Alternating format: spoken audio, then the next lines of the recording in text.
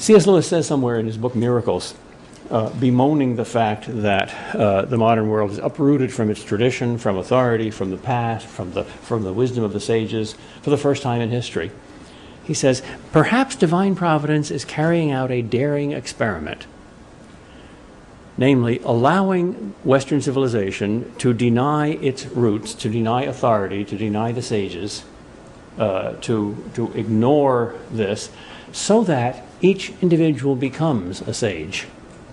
So that no one can say, well, the sages are up there, I don't have to be a sage. We don't have any sages anymore, so you have to be one. That's a daring experiment. Because if it does work, you have the best of all possible civilizations. And if it doesn't work, you have the worst.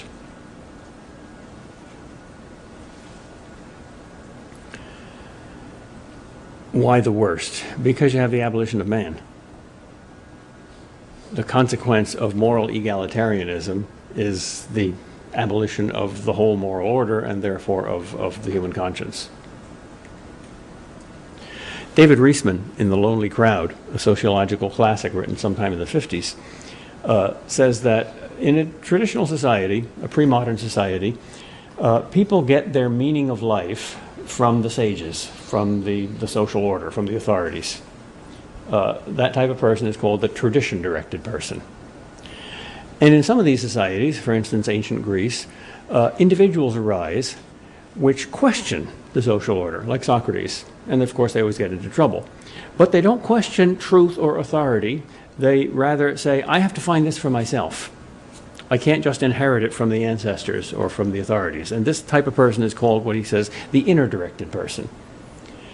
And always the inner-directed person has an ambivalent relationship with the with the tradition-directed person. Socrates, for one, did not fundamentally deny his tradition. He just wanted to erect better foundations under it, more reasonable foundations.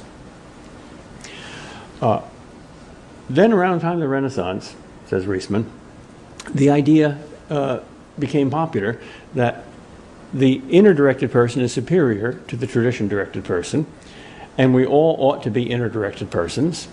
And wouldn't it be nice if you had a society of Socrateses?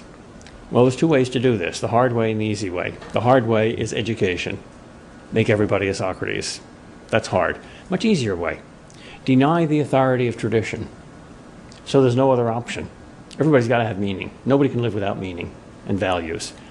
If you don't get values from other people, but who mediate the ancestors or the divine authorities, then you got to get it from yourself. So by denying the authority of tradition will necessarily produce a society of people who have to be inner-directed. So began, says Reisman, the demolition of authority structures. And it didn't work. It didn't work because sheep without shepherds are still sheep. But they need meaning somewhere. Well, they've denied the vertical and they can't make the interior, so they find a third source of meaning. And Reisman marvels at the fact that a new type of mind and a new type of conscience emerges in the modern world, which he calls the other-directed person. They look to other people, to fads and fashions, to what's popular, for their meaning and values. And the other-directed person, he says, is more of a conformist than the tradition-directed person. Because the tradition-directed person sees society simply as a mail carrier. The authority is not in other people. The authority is in God or the meaning of life, the ancestors, Platonic forms, the will of the gods, whatever. Some supreme authority which you can't directly touch, which is mediated by those other people whom you do directly touch.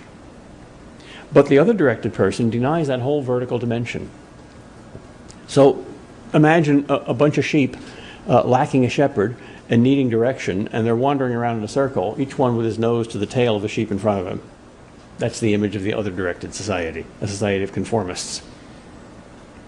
The very concept of honor illustrates that. In all ancient societies, people were honored for being superior, better in some way than others. Today, you're honored for not being superior, for being one of the crowd.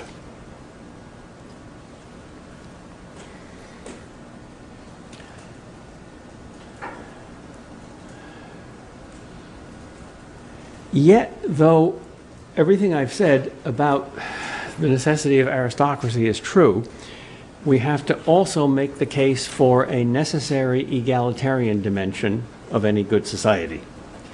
Any civil law, whether it comes from the king or the aristocracy or the people by elected representatives or even the people directly, any civil law has to be egalitarian because it has to deal, first of all, with basic human rights which come from our essence. Furthermore, every civil law has to be minimal rather than maximal. It can't require heroic virtue. It must set minimum limits. Its purpose is not to make saints.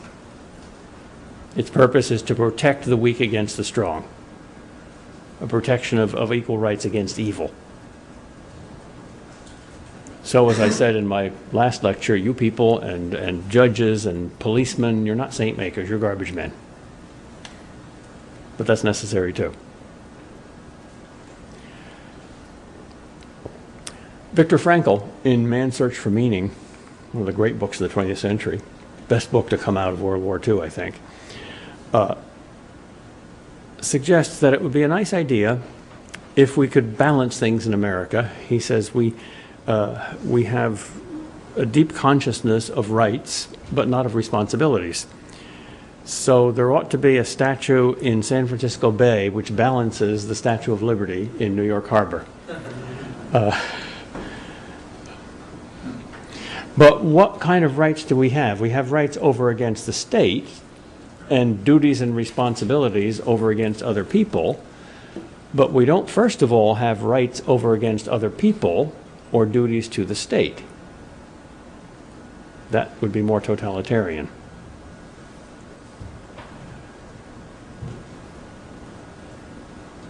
I said I was going to give you a concrete political suggestion. All right, I'll end with something concrete.